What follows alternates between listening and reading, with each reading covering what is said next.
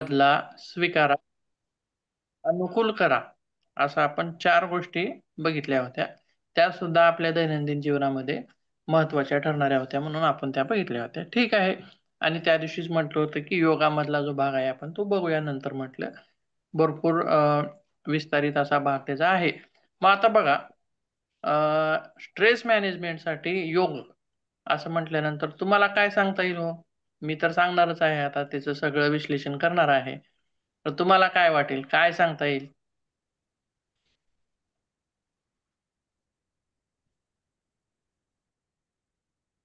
नियमाचं जर पालन केलं तर ताणतणाव येणारच नाही sir. बर. छान, छान. आणखीन काय? योग निद्रा वगैरे घेता येईल. मेडिटेशन, बर. प्राणायाम, श्वासांवरचे प्राणायाम करायचे. अनुलोम विलोम आहे श्वास. किंवा भ्रामरी आहे, भस्त्रिका आहे. थोडं बर. आपल्या लाईफस्टाईल मध्ये चेंजेस करावे लागतील. हं, हं, हं. खाण्यापिण्यामध्ये बदल करावे लागतील. बघा. योग हा जो आहे आपण कधी करतो? हम्म. सकाळी करतो. बरोबर सकाळी आहे. कर. सकाळी सकाळी 1 तासभर करतो. का दिवसभर करतो? नाही नाही. दिवस दिवसभर करायची गोष्ट आहे का ती? किंवा नाही करता नाही. येते का? केली जाते का? नाही नाही. तर योग आपण कितपत करतो? योगामध्ये सुद्धा 2 भाग होतात. एक नियमांचा भाग. आता त्याच्यामध्ये 2 पार्ट आपण करता येतात. एक भाग जो आहे तो सकाळी करतो 1 तासापुरता. दुसरा भाग जो आहे तो दिवसभर करता येतो. दुसरा भाग दिवसभर करता येतो. म्हणजे कोणता? तर यम आणि नियम Yes. ज्या गोष्टी आहेत, त्या गोष्टींचं पालन आपण दिवसभरासाठी करू शकतो. बरोबर आहे? या दिवसभर आपण हम्म. यांचं पालन करतोय म्हणजे आपण योगच करतोय. आलं का लक्षात? हम्म. योग करणं म्हणजे आसनच करणं, प्राणायामच करणं, एखादी निद्राच करणं, बरोबर आहे? याच गोष्टी करणं म्हणजे योग असं नाही. या गोष्टी करणं म्हणजे तर योग आहेच. प्लस त्याच्यासोबत आपण योगामधल्या बऱ्याच आणखीन काही गोष्टी आहेत, ज्या तत्वज्ञानाच्या गोष्टी आहेत, यम-नियमांच्या गोष्टी आहेत. पुन्हा योगामध्ये सुद्धा आपण काय म्हटलं, फक्त अष्टांग योगच योग आहे का? अष्टांग योगच योग आहे का? तर नाही. अष्टांग योगामध्ये किती भाग आहेत? 8 अंग आहेत. यम, नियम, आठ आसन, अंग. प्राणायाम, समाधीपर्यंतचे असे 8 अंग आहेत. त्याला काय म्हणले? त्याच्यामुळे त्याला काय म्हणले? अष्टांग योग म्हणले. अष्टांग. मग त्याच्यानंतर चतुरांग योग आहे, सप्तांग योग आहे, षडांग योग आहे, भक्ती योग आहे, ज्ञान योग आहे. बरोबर आहे? असे वेगवेगळे योग आहेत. त्याच्यासाठी आता मग योगामध्ये फक्त आपण आसन प्राणायामच करतोय म्हणजे आपण योगी आहोत असं झालं का? नाही नाही. एखादा व्यक्ती जर भक्तपरायण असेल किंवा भक्ती मार्गामध्ये किती नवदा भक्ती सांगितलेली आहे बघा. जसं की कीर्तन आहे, भजन आहे, अर्चन, दास्य, सख्य अशा वेगवेगळ्या 9 भक्ती सांगितलेल्या आहेत. मग त्याच्यामधला आता समजा आपण दोन दोन व्यक्ती घेऊयात. एक आहे जो आसन करतो, प्राणायाम करतो, ध्यान करतो, धारणा करतो. हं? आणि एक दुसरा आहे. तो काय करतोय? भजन करतोय, कीर्तन करतोय. हं? पूजा करतोय, अर्चना करतोय, रोज देवाला पाणी घालतोय. मग हे दोन्हीही काय आहेत? दोन्हीही योगीच आहेत. योगच. दोन्हीही लोक योगच करत आहेत. एक काय करतोय? एक अष्टांग योग करतोय आणि दुसरा काय करतोय? भक्ती योग करतोय. भक्ती योग. आलं का लक्षात? म्हणजे वेगवेगळ्या याच्यातून आता योगाचा आणि ट्रेसचा, ताणतणावाचा संबंध कसा सहसंबंध लावता येतो? किंवा एखादा व्यक्ती गीतेतील काही श्लोक आहेत. त्याच्या श्लोकानुसार तो त्याचं अनुसरण करतो, पालन करतो, त्या गोष्टी हे करतो किंवा एखाद्या गोष्टीचं अध्ययन करणं, अशा वेगवेगळ्या गोष्टी त्याच्यामध्ये येतात. म्हणजेच सगळ्याच एकंदरीत सर्वच योगाचा अभ्यास किंवा सर्वच योग आपल्याला ताणतणावामध्ये कसं उपयोगी पडणार आहे ते आपल्याला सगळं त्या ठिकाणी बघायचं आहे. त्यासोबत आता बघा आता सुरुवात कशी करायची आहे? तर यमनियमांपासून अगोदर यमामधला काय काय भाग आपल्याला स्ट्रेस मॅनेजमेंटसाठी वापरता येईल. त्याच्यानंतर नियमामधला काय काय भाग आपल्याला स्ट्रेस मॅनेजमेंटसाठी वापरता येईल. मग त्याच्यानंतर आसन असतील, प्राणायाम असतील, मग धारणेचा भाग पण वापरता येतो का आपल्याला? धारणेचा भाग स्ट्रेस मॅनेजमेंटसाठी वापरता येतो का? येतो. तो सुद्धा कसा वापरायचा आपल्याला तिथे बघायचा आहे. धारणेचा वेगळा भाग आहे, ध्यानाचा वेगळा भाग आहे आणि समाधीचा भाग वेगळा आहे. या तिन्ही गोष्टी तिन्ही वेगवेगळ्या पद्धतीने आपल्याला वापरता येतात. तिन्ही गोष्टीचा वापर आपल्याला त्या ठिकाणी करता येतो. ठीक आहे. मग ह्या तर अष्टांग योगामधल्या गोष्टी झाल्या. परंतु त्यासोबत आणखीन काही गोष्टी सुद्धा आपल्या ग्रंथांमध्ये वर्णन केलेले आहेत. त्यांचा अवलंब सुद्धा करणं म्हणजेच आपण योगाचा वापर करून त्या ठिकाणी स्ट्रेसची आपण काय करतोय तिथं सामोरं जातोय, त्याला लढा देतोय असं आपल्याला म्हणता येईल. त्याचप्रमाणे आता बघा, योग आपल्याला योग असं का शिकायचं आहे, काय करायचं आहे, तर आपल्या दैनंदिन जीवनामध्ये रोजच्या जीवनात त्याला कसं उतरवता येईल किंवा दैनंदिन जीवनाचा भाग कसा बनवता येईल. आता पुढे तुम्हाला पेपर आहेत वेगवेगळ्या सेमेस्टरचे. पुढच्या ह्याच्यामध्ये एक सेमेस्टर आहे, त्याच्यामध्ये योगा फॉर स्टुडंट असं आहे. त्याच्या पुढे एक आहे योगा फॉर स्पोर्ट. त्याच्या पुढे एक आहे योगा फॉर इंडस्ट्रीज. असं वेगवेगळं त्याला हे दिलेलं आहे. असं का दिलेलं आहे, तर योग हा फक्त काही शुगर बीपी झालेल्याच लोकांनी करावं किंवा वयस्कर लोकांनीच करावं, ज्यांचं अंग दुखतंय, ज्याची कंबर दुखते, ज्यांचे गुडघे दुखते, अशाच लोकांनी करावं का, असं नाही. तर तो जो आहे तो ह्या विद्यार्थ्यांना कसं लागू करता येईल आणि त्यांच्यासाठी उपयोगी आहे का, ते सुद्धा आपल्याला बघायचं आहे. किंवा जे लोक खेळ खेळतात मग त्यांच्यासाठी लागू करता येईल का आणि काय भाग लागू करता येईल आणि त्यांच्यासाठी तो उपयोगी आहे का, ते सुद्धा बघायचं आहे. त्यासोबत आता आणखीन काय म्हणलं, स्टुडंट, स्पोर्ट, इंडस्ट्रीज, म्हणजे वेगवेगळ्या मोठ्या इंडस्ट्रीमध्ये काम करणारे जे लोक आहेत, कर्मचारी लोक आहेत किंवा साध्या साध्या छोट्या छोट्या कार्यालयामध्ये काम करणारे लोक आहेत. सरकारी कार्यालयामध्ये कोण करतं, खाजगी कार्यालयामध्ये कोण करतं, तिथला ताणतणाव वेगळा असतो, तिथला स्ट्रेस वेगळा असतो. मग त्यांच्यासाठी योग असं वेगवेगळ्या स्वरूपामध्ये आपल्याला वेगवेगळे पेपर त्या ठिकाणी बघायचे आहेत. ठीक आहे, तिकडं न जाता आपण पुढे बघूया. आता योगातला काही भाग आता सुरुवातीला बघूया, त्याच्यानंतर आपण यम नियमाकडे वळूया. बघा, पतंजली योगदर्शन बरेच जणांनी वाचला असेल, तुम्ही सर्वांनीच असं मला वाटतंय. त्याच्यामधला भाग आहे, एक एक भाग बघूया. सुरुवातीला हा थोडासा भाग बघूया. आता बघा काय म्हणते, योग मार्गानुसार ताणतणाव व्यवस्थापन, त्याच्यामध्ये पहिला जो भाग बघायचा आहे आपल्याला, तर पातंजल योग दर्शनामध्ये चित्त प्रसादन उपाय असं काही सांगितलेलं आहे, असं काहीतरी सांगितलेलं आहे. आता बघा, चित्त म्हणजे काय, कशाशी सहसंबंधित आहे, थोडक्यात आपण त्याला मन म्हणूया. बरं आहे. आता त्याची चित्ताची व्याख्या केली किंवा चित्ताला फोडून बघितलं, त्याचे विग्रह करत गेले की ते आपल्याला खूप मोठा विषय आहे तो. मन, बुद्धी, अहंकार असं वेगवेगळं त्याच्यात हे करता येतं. पण आपण एकच टार्गेट ठेवूया, मन असं म्हणूया त्याला, चित्त. मग त्याच्या पुढे आणखीन काय शब्द आहे, चित्त प्रसादन, आणि त्याच्यासाठी आणखीन पुढं काय आहे, तर उपाय हा शब्द आहे.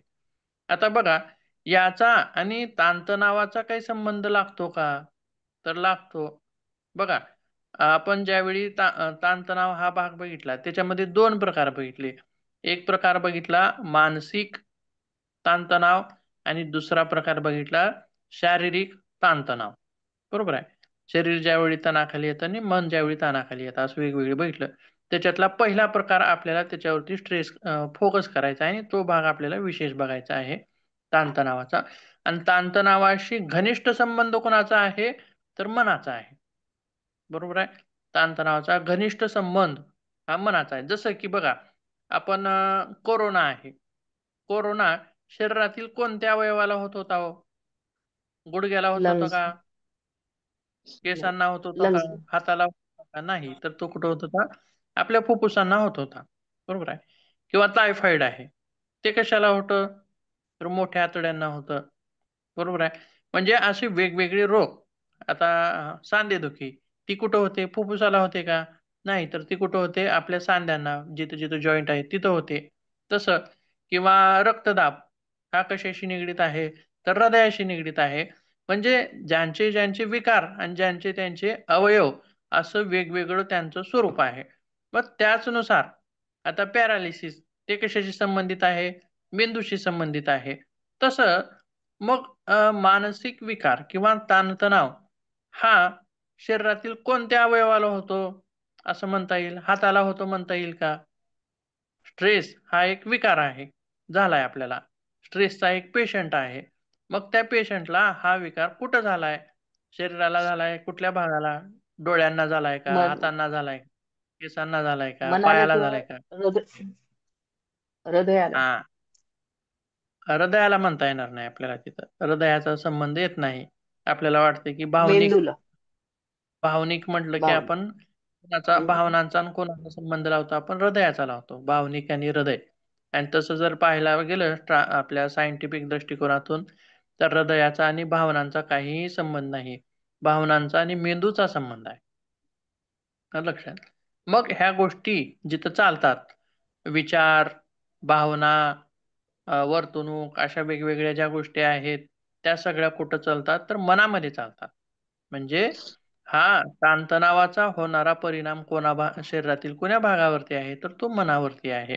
त्याच्यामुळं आणि इथं सुद्धा काय म्हणले? चित्त, मन प्रसादन म्हणजे प्रसन्न करण्यासाठीचे काही उपाय आपल्या पातंजल योगदर्शनामध्ये सांगितलेले आहेत. मग काय काय उपाय आहेत?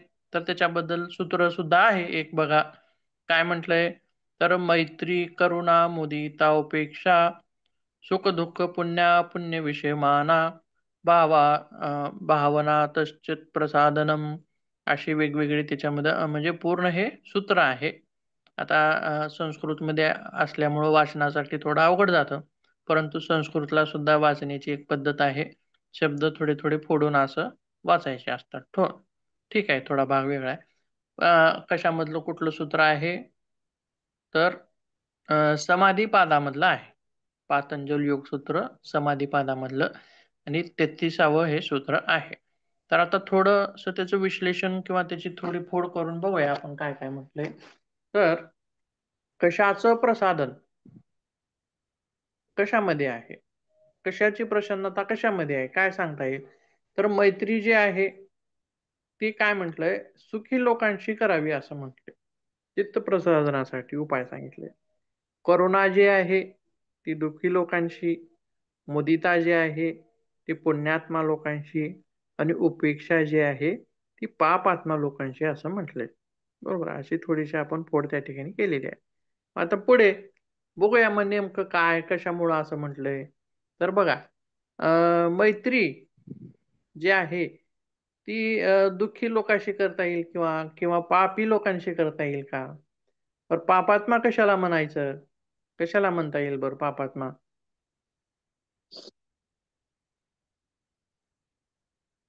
हा पापी आहे असं जे आपण कधी चूक म्हणतो? गोष्टी करतात. काय काय? चूक गोष्टी करणारे, चुकीचं वर्तन करणारे, चूक गोष्टी करणारे पापी. हा, अशा लोकांना चुकीचं वगैरे वर्तन आपण करणारे पापी. बर बर, ठीक आहे. वाईट गोष्टी वाईट गोष्टी करतात आणणाऱ्या लोकांना हम्म. म्हणतो आपण पापात्मा. बर, ठीक आहे. मग अशा लोकांच्या जर संगतीत राहिलं तर आपण प्रसन्न राहू का? नाही. नाही. प्रसन्न राहू का आपण? नाही. उलट नाही त्याचेच नाही गुण अजिबात. आपल्या अंगी उलट त्याचेच गुण आपल्या अंगी येणार आहेत. म्हणजे थोडक्यात पहिल्यांदा तुम्हाला एक उदाहरण दिलं कशाचा संबंध कसं लावता येईल. आता मैत्रीमध्ये काय काय म्हटलंय बघा. तर मैत्री सुखी, थोडक्यात त्याचा अर्थ आपण इथं हे करूया. तर आपल्याला ताणतणावामध्ये मग त्याच्यातला काय काय भाग घेता येईल, कसा घेता येईल? तर सकारात्मक लोकांचा संग करावा. योग्य आहे का अयोग्य आहे हो? योग्य आहे. योग्य आहे. का योग्य आहे? हो. कसं योग्य आहे? समजा योग्य आहे. एक एखादा व्यक्ती डिप्रेशन मध्ये आहे, बरोबर आहे. मग अशा डिप्रेशन, आता दोन प्रकारच्या लोक असतात किंवा लोकांमध्ये वृत्ती असतात दोन प्रकारच्या. तर एखादा व्यक्ती असतो की त्याला काय म्हणणार असतो की ही अडचण इतकी दिवस म्हणजे थोड्या दिवसापुरती आहे. म्हणजे बघा दोन प्रकारचे. एक आहे पॉझिटिव्हनेस देणारा आणि दुसरा आहे निगेटिव्हनेस देणारा. एक व्यक्ती काय करतो, ही गोष्ट अशी आहे, म्हणजे ही गोष्ट चांगली आहे किंवा याच्यातून आपण बाहेर पडू शकतो असं सांगू शकतो. तर दुसरा आहे तो उलट त्या गोष्टीमध्ये गुंतवू शकतो किंवा निगेटिव्हनेस, असे दोन प्रकारचे असतात. मग डिप्रेशन मध्ये असलेल्या व्यक्तीला आता बघा, त्याला आधार देणारा व्यक्ती चांगला असेल का त्याला परत त्याच्या डिप्रेशन मध्ये घालणारा व्यक्ती चांगला असेल, पॉझिटिव्ह आधार चांगला देणार असेल का निगेटिव्ह? तर पॉझिटिव्ह पॉझिटिव्ह. त्याच्यासाठी आधार देणारा, सहकार्य करणारा, नुसता आधारच देऊन कधी कधी भागत नाही, तर सहकार्य सुद्धा करावं लागतं. पण काही लोक असे असतात की सहकार्य करायची भावना जरी असली तरी ते त्यांच्याकडे तितकं सामर्थ्य नसतं. समजा आपण थोडक्यात उदाहरण देऊया, आर्थिक सामर्थ्य म्हणा किंवा वेळ देणं म्हणा. आता खूप मनामध्ये इच्छा आहे आपल्या मित्रासाठी काहीतरी, समजा कोणीतर अडचणीमध्ये आहेत, त्याच्यासाठी आपल्याला वेळ द्यावं वाटतं, त्याच्याकडे जावं वाटतं, परंतु आपल्याकडेच आपल्याला वेळ नाही, तर त्याला कुठून द्यायचा? परंतु मनातून तर खूप इच्छा आहे, त्याला मदत करायची आहे आपल्याला. किंवा काही वेळा असं असतं की एखादा मित्र किंवा आपले नातेवाईक किंवा कोणीतरी आर्थिक अडचणीमध्ये असतं, आर्थिक अडचणीमध्ये असतं. मग त्याला मदत करण्याची तर आपल्याला उत्कट भावना असते, खूप मदत करावी वाटते त्याला, परंतु आपल्याकडेच पैसे नसतात. मग कशी मदत करायची? बरोबर आहे. भावना तर खूप आहे, परंतु मदत करण्याचं सामर्थ्य जरी नसलं तरी त्याला एखादा मार्ग दाखवणे किंवा त्याच्यामध्ये त्याला कुठून पैसे वगैरे भेटतील किंवा एखाद्या कामाला त्याला लावणे, कुठल्या तर कामावरती हे करणे, काम बघून देणे, अशा टाईप मध्ये सुद्धा आपण त्याला मदत करू शकतो. आपण पैसे देऊनच मदत करू शकतो असं नाही, तर आणखीन मदतीचे मार्ग सुद्धा वेगवेगळे आहेत. म्हणजेच पॉझिटिव्ह असणारा जो आहे व्यक्ती, त्याला एन कशाही प्रकारे त्या व्यक्तीला मदत करतो. आणि याच्यातून काय होतं की त्या व्यक्तीला त्याच्या आर्थिक असेल किंवा मानसिक असेल किंवा भावनिक असेल त्या दुःखातून वर उठण्यासाठी आपल्याला त्या ठिकाणी मदत होते. मैत्री, मित्र, आणखीन याच्या बाबतीत एक आपल्याला हे आठवतं बघा, गाणं आहे बघा कुठलं तर, आठवतं का तुम्हाला? ठीक आहे, ते गाणं आपण पुढे बघूया, पुढे तो विषय येणारच आहे परत. त्यासोबत आणखीन काय म्हणले बघा, मैत्री, तुमच्या भावना ज्या आहेत त्या दाबून ठेवण्याऐवजी व्यक्त करा. आता ते गाणं इथं लागू पडतं बघा, म्हणजे ह्याच वाक्यामध्ये कोणतं, मित्र वनव्यामध्ये गारव्यासारखा. गार. बरोबर आहे का?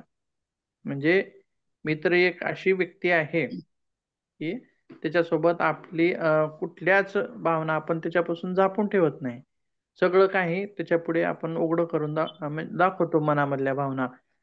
त्याच भावना सगळ्याच्या सगळ्या आपण आपल्या आईला किंवा आपल्या वडिलांना आपण सगळ्याच आपल्या मनामधल्या भावना सांगता येतात असं नाही. ते जागा, ती स्थान किंवा ती जागा तशी नाही. किंवा एखादा पती असेल तर पत्नी समोर किंवा एखादी पत्नी असेल तर पती समोर सगळ्याच्या सगळ्या गोष्टी उघड्या करून दाखवू शकत नाही. परंतु मित्र मात्र एक असा आहे की त्याच्या पुढे आपण कोणतीही गोष्ट न झिजकता, न आपल्याला कुठला हे वाटता, आपण त्याच्या पुढे बोलून दाखवू शकतो, म्हणू शकतो सगळं. म्हणजेच मित्र एक असा आहे की आपल्या मनाचे द्वार किंवा आपल्या मनाचे द्वार आपण मोकळे करण्यासाठी ती एक जागा अशी आहे. आणि अ, बघा, एखादा व्यक्ती स्ट्रेसमध्ये आहे, स्ट्रेसमध्ये आहे आणि तो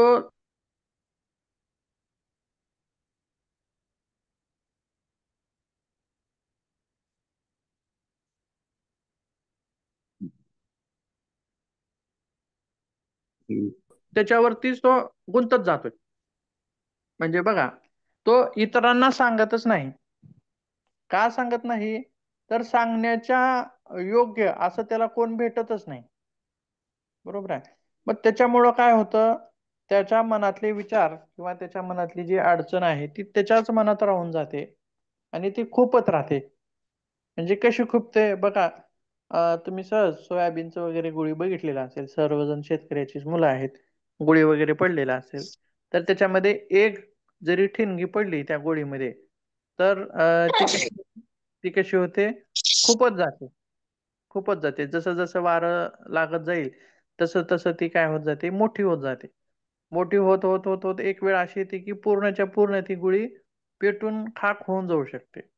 म्हणजे एकच छोटीशी ठिणगी जी आहे ती पूर्ण गोळीचा जो ढिगारा आहे ती पूर्ण जाळून टाकू शकते, एवढी तिच्यामध्ये एका ठिणगीमध्ये ताकद आहे.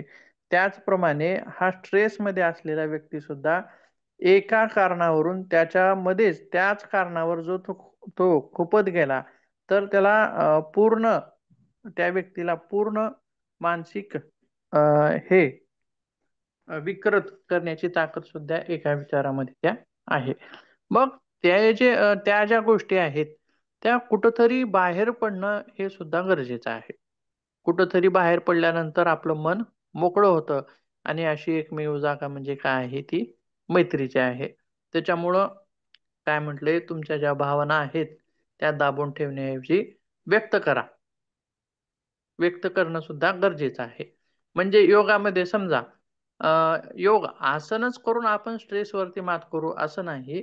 तर त्याच्यातला एक उपाय म्हणजे आपल्या मित्र-मैत्रिणींसमोर आपली अडचणी व्यक्त करून आपलं मन हलकं त्या ठिकाणी करू शकतो. आणि याच्यातून आणखीन एक गोष्ट घडते. ती कोणती घडते बघा, तर एखादी समस्या आहे, त्याच्यावरती एकच व्यक्ती विचार करतोय. आणि आणखीन एक उदाहरण त्याच्यामध्ये असं देऊया, की एखादी समस्या आहे आणि त्या समस्यावरती 2 व्यक्ती विचार करत आहेत. त्या समस्येवरती 3 व्यक्ती विचार करत आहेत. त्या समस्येवरती 4 व्यक्ती, 5 व्यक्ती असे विचार करत आहेत. म्हणजे जर समजा प्रत्येक गोष्टीसाठी उपाय आपल्याकडे असेलच असं नाही. तर त्या गोष्टीचा उपाय दुसऱ्या व्यक्तीकडे सुद्धा असू शकतो. बरोबर आहे. किंवा तिसऱ्या व्यक्तीकडे असू शकतो किंवा चौथ्या व्यक्तीकडे असू शकतो. म्हणजे सांगण्यामागचा उद्देश असा आहे, की जर समजा आपण एखादी गोष्ट आपल्या मित्राला शेअर केली, तर त्याचं डोकं पण त्या समस्येवरती विचार करेल आणि आपलं डोकं पण त्या समस्येवरती विचार करेल आणि 2 डोके एकत्रित जर त्या समस्येवरती विचार करत असतील, तर काहीतरी मार्ग त्याच्यातून निघत असतो. म्हणजेच सांगण्याचा उद्देश असा आहे, की समस्या व समस्येवर विचार करणारी जर डोकी आपण थोडीशी वाढवली, म्हणजे माझं म्हणणं असं नाही, की आपलं दुःख हे सगळ्यांना सांगत बसावं असं नाही.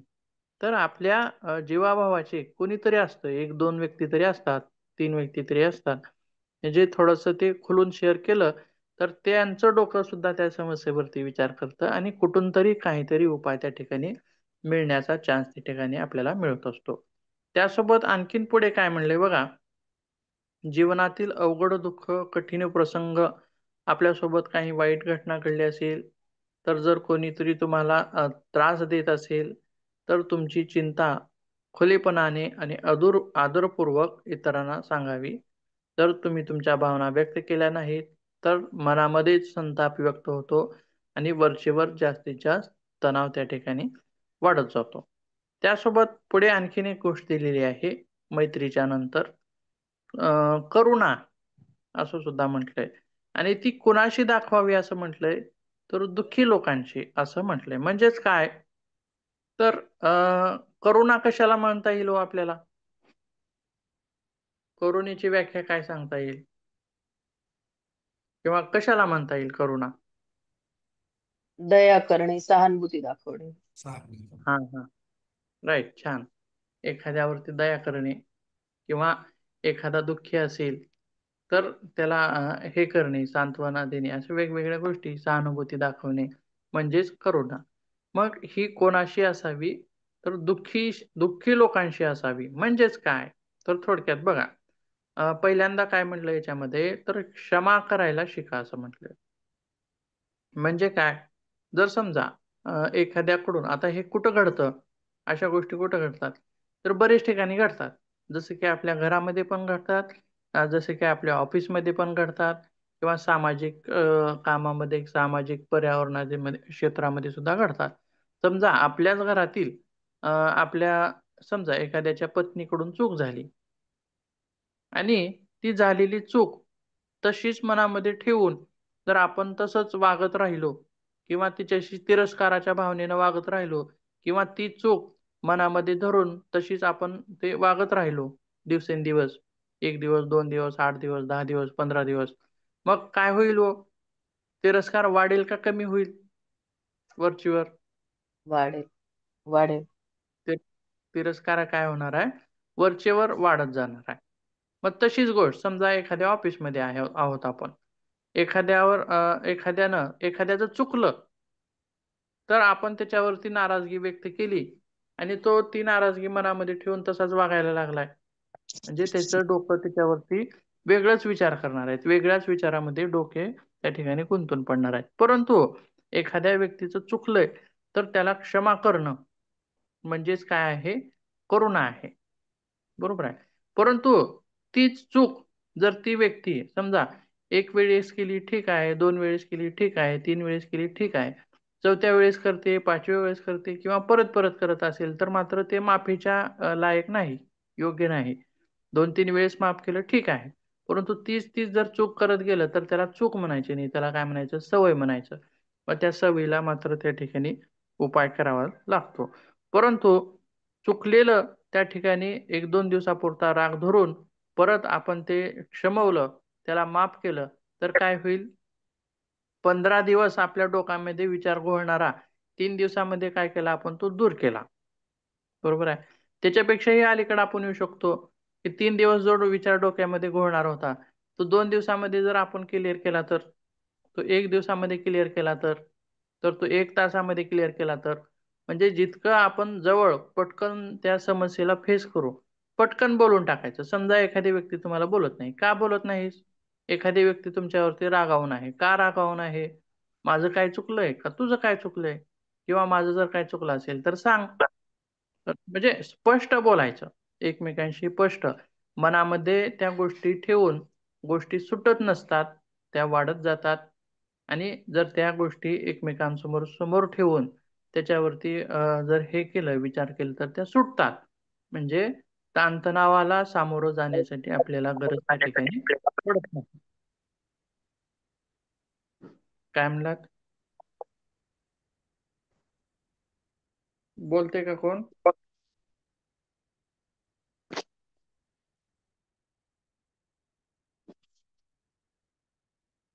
ठीक आहे. माझा आवाज येतो का?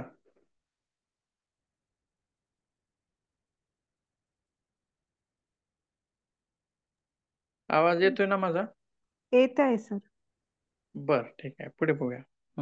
म्हणजेच पटकन क्षमा करून आपण समोर जावं, किंवा आणखीन बऱ्याच लोकांमध्ये असं असतं की स्वतःकडून जर चूक झालेली असेल तर स्वतःलाच ते क्षमा करत नाही. समजा एखाद्याच्या हातून एखादी गोष्ट घडायला नको होती पण ती घडली, मग तशी जर घडली तर त्याच्या बाबतीतच ते तसेच विचार करत जातात की माझ्याकडून ही चूक घडली, किंवा थोडक्यात त्याला आपण पाप असं सुद्धा म्हणू, माझ्याकडून हे पाप झाले, असं झाले.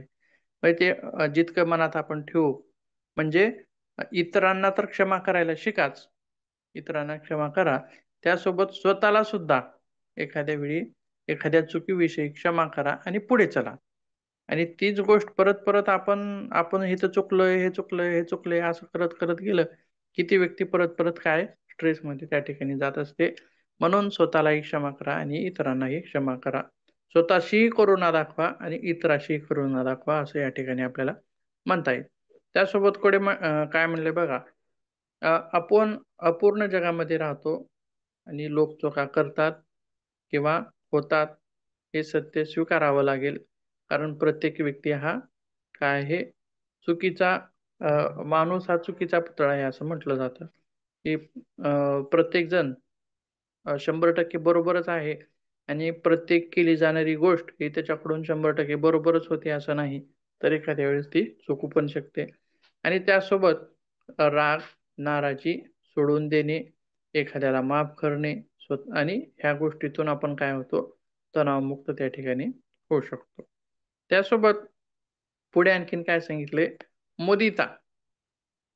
मुदिता पुण्यात्मा लोकांशी म्हणजेच काय, काय काय म्हणलं याच्यामध्ये बघा, यशस्वी लोकांना यशस्वी लोकांसोबत भेटी किंवा चर्चा.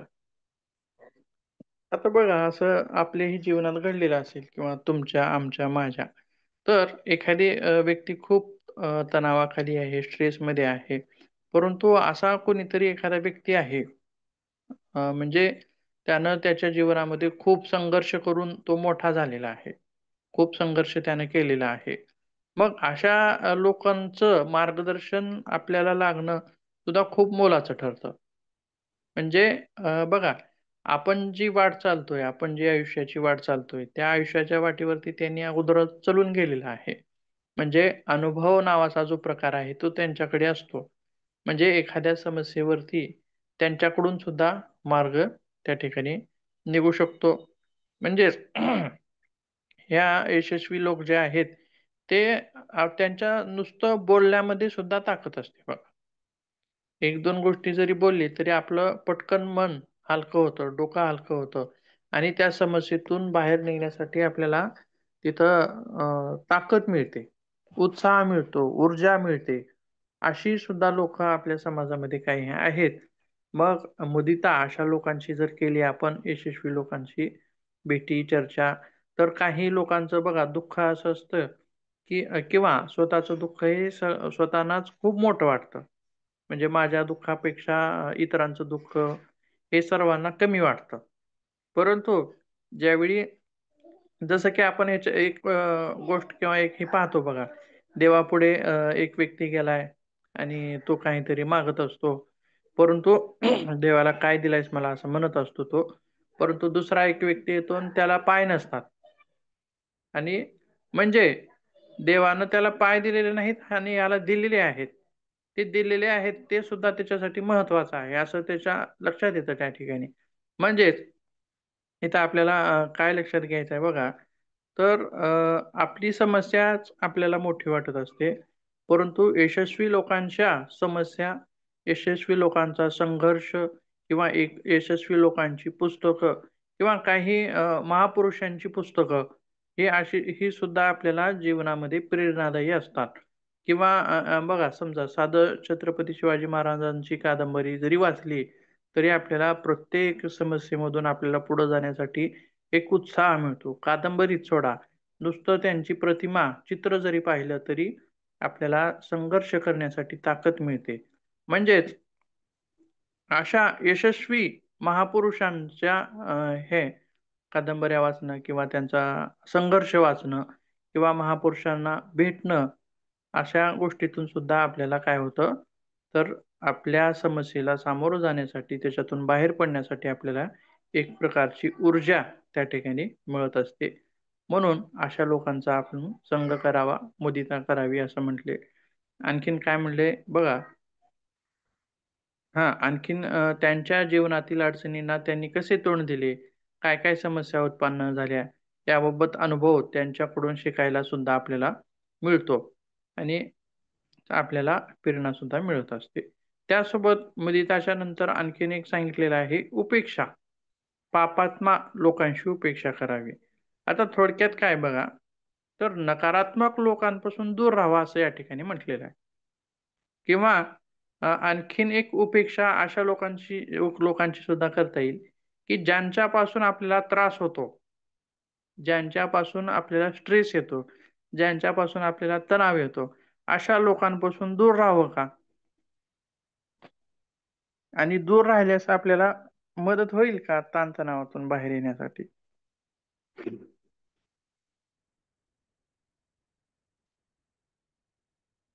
बरोबर आहे. एखादी व्यक्ती आहे आणि त्या व्यक्तीकडून आपल्याला त्रास होतो किंवा त्या व्यक्तीची वागणूक तशी आहे किंवा त्या व्यक्तीचं आपल्याशी बोलणं तसं आहे किंवा बघा, काही लोक असे असतात की त्यांना थट्टा मस्करी जमत नाही बघा. थट्टा मस्करी वगैरे केलेला आवडत नाही, जमत नाही. परंतु काही लोक असे असतात की टोचून बोलणारे लोक असतात. काही लोक असे असतात की थट्टा मस्करी करणारे लोक असतात.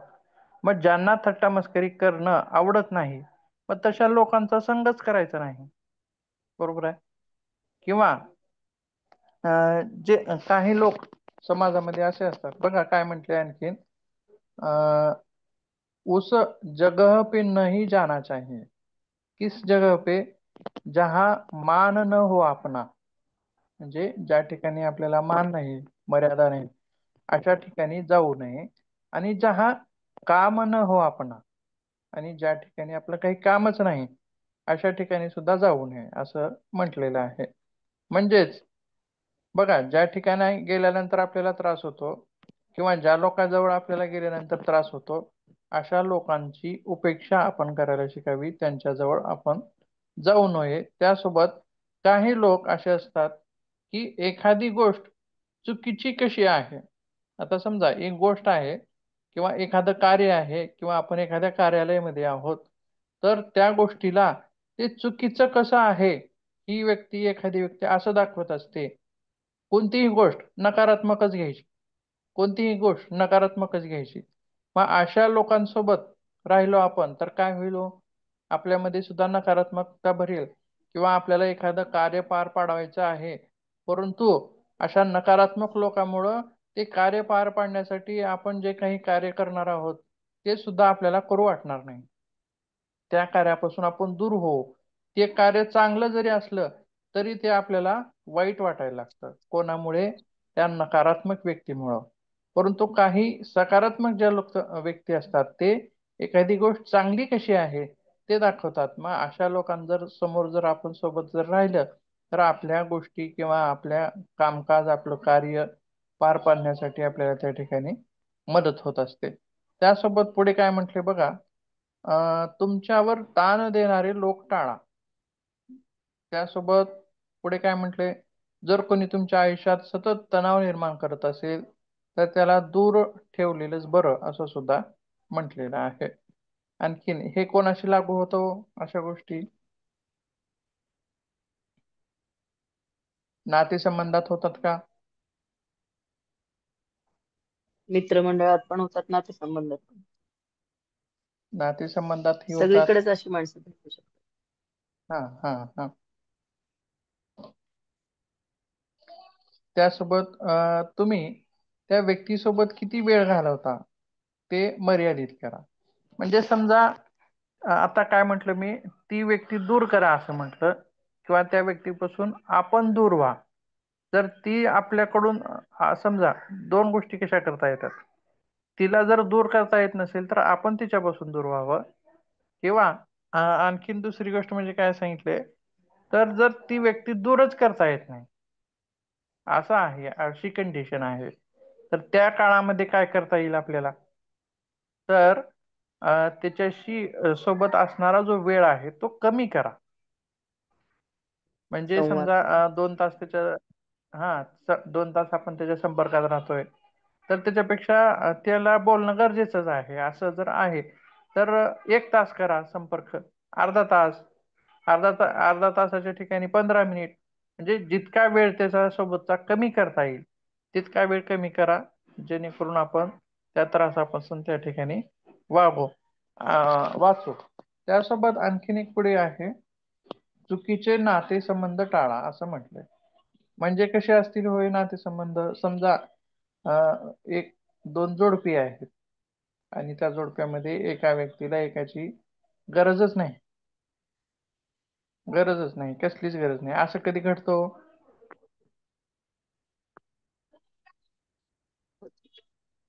कधी घडता असं प्रसंग, कधी घडतो असा?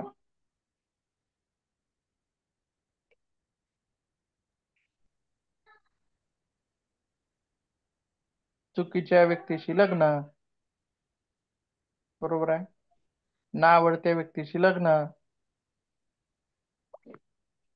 किंवा एखाद्याचा अगोदरच प्रेम प्रकरण आहे आणि त्याच दुसऱ्याच कोणाशी लग्न, अशा ज्या गोष्टी आहेत ते काय आहेत, तणाव निर्माण करणाऱ्या गोष्टी आहेत. आता ती जी स्त्री असते ती काय करते, आता समजा प्रेम प्रकरण आहे अगोदरच, परंतु नंतर त्याचं लग्न झाले, ती नीट नवऱ्याशी वागत नाही आणि त्याच्यात काय होतं, 3 घरं हे होतात, बरबाद होतात. एक तर आहे त्या मुलाचं घर किंवा तो स्वतः मुलगा, आणि दुसरं कोण आहे, ती स्त्री, मुलीच ग. ती मुलगी, आणि तिसरं कोण आहे, त्या प्रेम प्रकरणामध्ये असलेला एक व्यक्ती, तिसरा. किती व्यक्ती झाल्या? 3.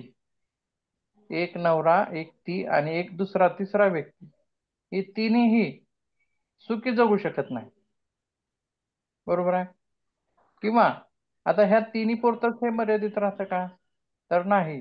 जर समजा एखाद्याची पत्नी एखाद्यासोबत जर नीट वागत नसेल, त्याला पतीचं म्हणत नसेल, तर ते काय होतं तिथं पुढे? मग ते एकमेकांमध्ये द्वेष निर्माण होत जातात, काहीतरी चुकीचं ठरतं. मग त्याचा परिणाम कोणावरती होतो? तर त्यांच्या घरावरती होतो. म्हणजे मुलाचे आई वडील असतील किंवा घरचे व्यक्ती असतील, म्हणजे हे दोघं जर सुखी राहिले तरच आई वडिलांना सुख वाटणार आहे ना, आनंद वाटणार आहे. हे दोघं जर दुःखी राहत असतील तर आई वडील सुखी राहतील का? नाही. म्हणजे जे लग्नानंतर साध्य व्हायला पाहिजे होते ते होत नसेल तर ते पूर्ण घरच काय असेल? नाराजीमध्ये असेल. म्हणजे आणि दुसरी गोष्ट म्हणजे काय, कुणीकडचं घर, तर या घरामध्ये आनंद नसल्यामुळे मग ते काय करतील? मुलीच्या घरामध्ये तक्रारी करतील, वारंवार सारखं सारखं तक्रारी करतील. आणि त्या तक्रारीमुळं तिकडचंही घर काय असेल? दुःखी असेल, स्ट्रेसमध्ये असेल. असं वेगवेगळ्या गोष्टी म्हणजे एकमेकावरती किती गोष्टी अवलंबून असतात. इकडचं घर, तिकडचं घर, तिसरंच घर, अशा सगळ्याच गोष्टी समस्येमध्ये जातात. त्याच्यामुळं आणखीन आता ही चुकीचे नातेसंबंध टाळा. आता ह्याच्यामध्ये एक सांगता येतं, परत आणखीन कशामध्ये सांगता येईल?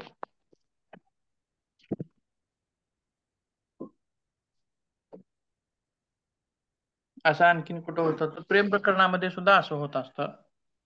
जसं की एखादा मुलगा आहे आणि किंवा दोन तीन जोडपे आहेत असं समजा. आता हे उदाहरण दुसरं आहे. पहिलं होतं ते लग्नाचं होतं, ती गोष्ट वेगळी होती. आता याच्यामध्ये कसं आहे, दोन प्रेमिका आहेत, एक मुलगा एक मुलगी, दोन्ही प्रेमिका आहेत आणि एक तिसराच आहे जो तो सुद्धा त्या मुलीवरती प्रेम करतोय. मग ह्याच्यामध्ये होतं काय, त्या दोघांमध्ये प्रेम असतं, परंतु हा बळच त्या मुलीच्या मागे लागलेला असतो. म्हणजे त्याच्यामध्ये परत म्हणजे ह्याच्यामध्ये उदाहरणं कशी सांगता येतात आपल्याला? हे उदाहरण सुद्धा आपल्याला कशामध्ये सांगता येईल? तर चुकीच्या नातेसंबंधामध्ये सांगता येईल. समजा आपल्याला एखाद्याला आपली किंमतच नसेल तर त्या व्यक्तीशी नातं ठेवून चालणं योग्य आहे का?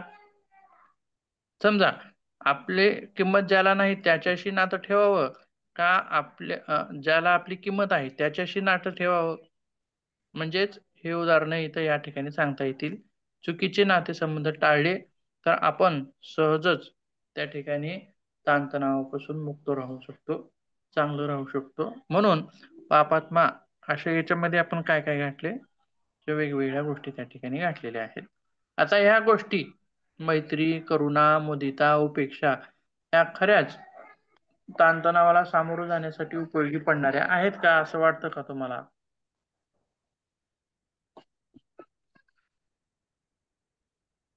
एक भाग बरोबर आहे आहे. सर. बरोबर आहे, वन ऑफ द आहेत सर. भाग. काय म्हणलात राडकर सर?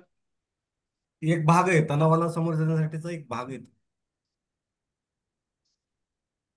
एक भाग भाग आहे भाग. पार्ट. हा हा हा बा मला वेगळं ऐकू येतं. ठीक आहे, ऐकू येतं सर. पुढे एक बघूया, दोन चार गोष्टी बघूया आणखीन.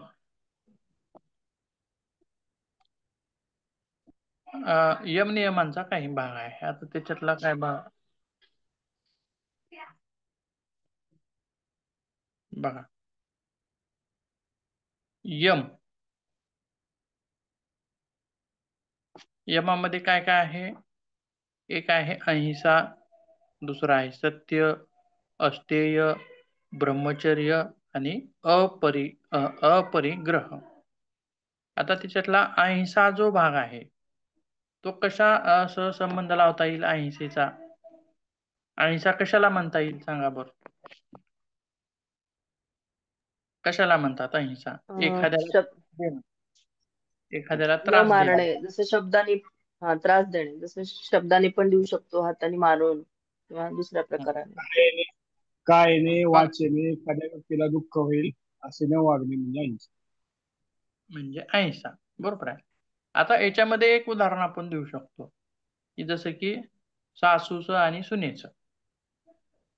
जसं की यांचं आपलं कर्मचारी आणि अधिकारी, असं ही जी उदाहरणं आहे त्याच्यात देऊ शकतो आपण. बघा काय म्हटलं, सासू सुनेचं जे असतं ते एखादी सासू अशी असते की वारंवार त्या मुलीला सारखं टोमणं मारूनच बोलायचं, प्रत्येक गोष्टीला टोमणं मारून बोलायचं, किंवा एखादी गोष्ट चांगली जरी केलेली असेल तरी ती चांगली आहे असं म्हणायचं नाही, ती गोष्ट परत परत करायला लावणं किंवा ती वेगळ्याच पद्धतीनं करायला लावणं, अशा गोष्टी येतात. म्हणजे हे टॉर्चर कसं झालं, वाचेनं झालं, बोलण्यातून बोलण्यातून एखाद्या व्यक्तीला आपण त्रास देतोय, बरोबर आहे. आणि काही त्रास कसा असतो, मारण्यातून, शारीरिक, वाचिक आणि मानसिक, अशा 3 गोष्टी आपण त्या ठिकाणी म्हणू शकतो. शारीरिक त्रास हा एखाद्याला मारून, जसं की आपण याच्यामध्ये उदाहरण कोणाचं देऊ शकतो, सावत्र लेकरं, सावत्र मुलं, सावत्र आईची मुलं, एखाद्याची पत्नी अगोदर वारलेली आहे, तिची 2 मुलं आहेत आणि दुसरीच पत्नी आलेली आहे, मग ती त्यांच्याशी नीट वागत नाही, बरोबर आहे, त्यांना मारहाण करते किंवा अशा गोष्टी त्याच्यामध्ये आपल्याला दिसून येतात. हे झालं कशासोबत, शरीरानं दिलेला त्रास. सासू सुनेचं उदाहरण कशात गेलं, वाचेनं दिलेला त्रास. तर मानसिक त्रास, मनानं दिलेला त्रास कशामध्ये येईल बरं, कसं देता येईल, आपल्या मनाने एखाद्याला त्रास द्यायचा आहे, कसं देता येईल, त्याच्याबद्दल दुसरीकडे वाईट त्याला जी साईड नको बोलून आहेत त्या सांगून, त्याला जी किंवा नको आहेत त्या गोष्टी मुद्दामून करायच्या. चुकीचे चुकीचे आरोप करणं, हा, चुकीचे आरोप करणं, कुठलं स्वतंत्रता न देणं. बर. किंवा बघा, मनानं त्रास कसा देता येईल त्याला, त्याच्या बाबतीत वाईट साईट इतरांसोबत त्याची निंदा, किंवा बघा आपलं जे शास्त्र आहे, योगशास्त्र, किंवा आपलं जे ग्रंथ धर्म आहे, त्याच्यामध्ये अहिंसेचं कुठंपर्यंत हे केले बघा, म्हणजे किती उच्च उच्च स्तरापर्यंत त्याच्यामध्ये अहिंसा सांगितलेली आहे. शरीरानंही एखाद्याला त्रास देऊ नये असं म्हटलंय, वाचेनंही एखाद्याला त्रास देऊ नये असं म्हटलंय, आणि मनानंही असं देऊ नये. मनामध्ये नुसतं एखाद्या एखाद्या व्यक्तीबद्दल आपण वाईट चिंततोय, ते सुद्धा ते मानसिक हे झाली असं म्हटलं जातं, मानसिक हिंसा झाली. हिंसा. आपण एखाद्याविषयी वाईट चिंततोय, हे आपण सहजच म्हणतो बघा, असं काहीतरी तो काय काम करतोय आणि काय तर ते विचित्रच घडावं आणि त्याचं कामच होऊ नये, असं आपण मनामध्ये चिंतलं, नुसतं चिंतन, हे सुद्धा मानसिक काय झाली, हिंसा झाली. म्हणजे हिंसा. या गोष्टींपासून जर आपण दूर राहिलो तर त्रास कोणाला होणार नाही आणि कोण तणावाखाली जाणार नाही.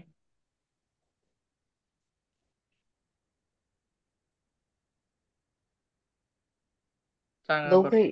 आता 3 उदाहरणं आपण त्या ठिकाणी दिली होती. पहिलं सासू सुनेचं दिलं होतं. जर समजा सासूनं वाचिक हिंसा जर केली नसती, अ, किंवा तिनं जर ती वाचिक हिंसा चालू ठेवलेली आहे, तर कुणाला तणावामध्ये जाते, ती सून सून. तणावाखाली जाते, बरोबर आहे. आणि जर ही व्यक्ती जर तसा त्रास देत नसेल तर ही कशी राहील, तणावमुक्त राहील, बरोबर आहे. हम्म. किंवा मारहाणीचं उदाहरण, त्याच्यामध्ये म्हणजे ह्या पालन करणाऱ्या गोष्टी कोण आहेत, हा पालन करणाऱ्या गोष्टी जो तणावाखाली आहे तो नाही, जो तणाव निर्माण करतोय त्यानं त्या पालन करायच्या, अहिंसेच्या गोष्टी. आलं लक्षात. म्हणजे एखादा व्यक्ती योग मार्गाचं पालन करतोय तर त्याच्यामुळे इतर लोक तणावाखाली जातील का, जाणार नाही. आलं का लक्षात. म्हणजे आपल्यामुळं इतर लोक तणावाखाली नाही गेले तर उलट कर्म सुद्धा फिरत असतं. सासूचे 4 दिवस आणि सुनीचे 4 दिवस असे असतात. म्हणजे थोडे दिवस सून स्ट्रेसमध्ये राहिली तर नंतर सासू स्ट्रेसमध्ये राहणार आहे पुन्हा, बरोबर आहे. तसं म्हणजे अहिंसेचं पालन करणाऱ्या व्यक्ती इतरांना त्रास देणार नाही आणि ते कर्म जे असतं उलट फिरून येत असतं. जसं बॉल असतो, बॉल भिंतीवर आपटला की त्याच वेगाने तो आपल्याकडे येत असतो, बरोबर आहे.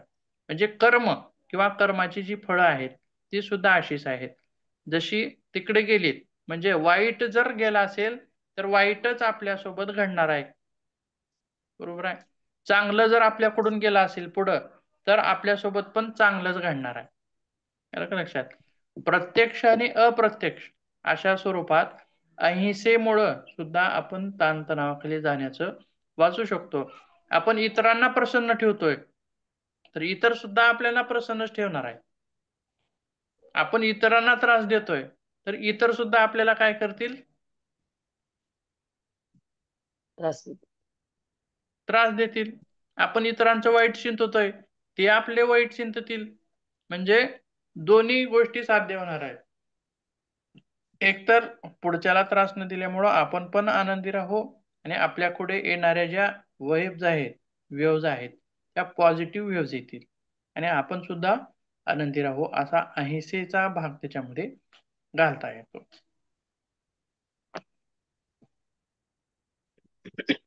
पुढे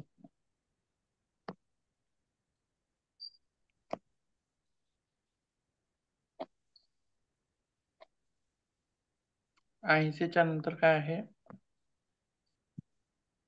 सत्य. अहिंसेच्या नंतर सत्याचा भाग आहे. आता सत्य कसा आपल्याला ताणतणावापासून दूर ठेवणार आहे बघा. आता सत्य म्हटलं की कशाशी निगडीत आलं? ते खोटं बोलण्याशी आणि खरं बोलण्याशी निगडीत आलं. बरोबर आहे. समजा एखादी चूक झाकून ठेवण्यासाठी आपण खोटं बोललो तर आपण तणावाखाली कसं येत जातो बघा. तर ती गोष्ट झापण्यासाठी एक चूक झापण्यासाठी आपल्याला किती 100 खोटं बोलावं लागतं. 100 वेळा खोटं बोलावं लागतं. बरोबर आहे. म्हणजे वेगवेगळ्या ह्याच्यातून जातो आपण. जर समजा आपण एखाद्याला खोटं बोललंय समजा आणि त्यानं आपल्याला तिथं बघितले. समजा आपण म्हटलं की मी इथं आहे वेगळ्याच ठिकाणी आणि त्यानं आपल्याला दुसऱ्याच ठिकाणी बघितले. असं म्हणजे एक खोटं लपवण्यासाठी आपल्याला 100 खोटे बोलावे लागतात. म्हणजे एक खोटं बोलून आपण तो तणाव दूर करण्यासाठी किंवा ती सद्य परिस्थिती आपण लपवून ठेवण्यासाठी प्रयत्न केलाय. एक खोटं बोलून आणि तो स्ट्रेस आहे, थोडासा स्ट्रेस आहे त्याचा. परंतु त्याच परिस्थितीशी निगडीत प्रश्न आपल्याला परत परत येत आहेत. म्हणजे परत दुसऱ्यांदा आपण खोटं बोललो, परत तिसऱ्यांदा खोटं बोललो, चौथ्यांदा खोटं बोललो. असं मग त्या परिस्थितीशी निगडीत आपल्या डोक्यामध्ये आपल्या काय होत जाणार आहे? त्याचा वरचेवर स्ट्रेस वाढत जाणार. बरोबर आहे. म्हणजेच जर आपण अगोदरच सुरुवातीला जर खरं बोललं असतं तर ह्या 100 खोट्याचा ताण आपल्या डोक्यावरती आला असता का? नाही. आलाच नाही. नसता. हा, त्या परिस्थितीशी निगडीत जे होईल ते होईल. त्या जर परिस्थितीमुळे आपल्याला सजा मिळत असेल तर मिळू द्या, हरकत नाही. ती सजा आपण हे करून स्वीकारून आपण पुढे गेलो तर आपण ताणतणावापासून त्या ठिकाणी वाचू शकतो. म्हणजेच सत्य सुद्धा आपल्याला काय होणार आहे? ताणतणावापासून दूर राहण्यासाठी मदत करणार आहे. तसंच पुढे आणखीन काय विषय आहेत? बाकीचे विषय जे आहेत ते आपण उद्याच्या तासामध्ये बघूया. किंवा तुम्हाला काही सांगायचं असेल तर सांगू शकता. तुमच्या जीवनामध्ये एखादा असा अनुभव आलाय असं सांगायचं असेल तर सांगू शकता. की मी एखादी गोष्ट खोटी बोलली होती, ती लपवण्यासाठी बरंच मी खोटं खोटं बोलत गेलो, असं असं पण होत असतं.